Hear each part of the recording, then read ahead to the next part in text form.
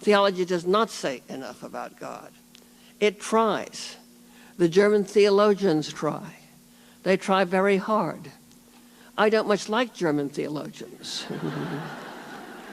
They're very useful for one thing, insomnia. You know? Those long Germanic sentences will put you to sleep, but they're also trying to prove. They're trying to prove things that can't be proven, and fantasy never makes that mistake.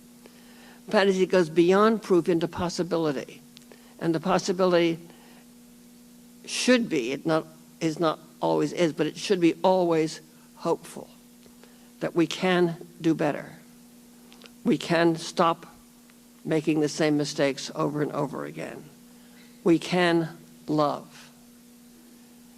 It's a strange thing that after the crucifixion and the resurrection, I try to put those in the language of proof, nothing much changed. And yet everything changed. And that is, again, the world of fantasy. Now, it may sound offensive to say that the incarnation is a fantasy, but fantasy is true. It is that which cannot be proved, but which leads you to a larger truth, one that you couldn't get to otherwise. It's without fantasy, I suspect we might never have stood up on 2 feet, but would be still 4-legged creatures. But somebody reached down and picked up something and looked at it and dreamed about it, and we became the person who makes tools and then the person who tells stories. I think that was probably the first thing. We can do almost everything without language.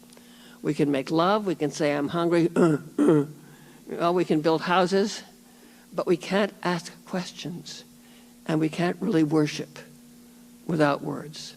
One word will do, alleluia is enough. But we need language. We think because we have words, not the other way around. And once we have words, we begin to understand that in fantasy is where we get a greater idea of what the human spirit is like. Now, Scripture is full of fantasy.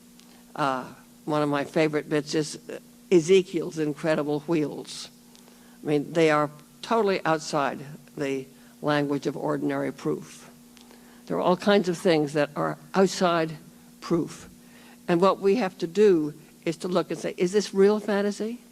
Because fantasy leads to truth. Or is this phony fantasy? A lot of phony fantasy is published. It doesn't lead anywhere much. But real fantasy pushes us, opens us, makes us more aware of who we are, who the other is, and that the other may be different.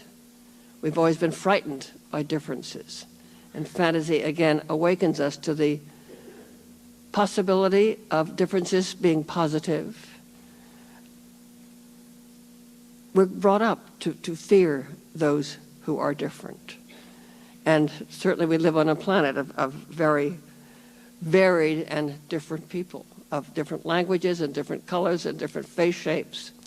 And yet we are all one. We are all part of that one creation. And perhaps only as we learn to look at fantasy do we understand that all of this is real.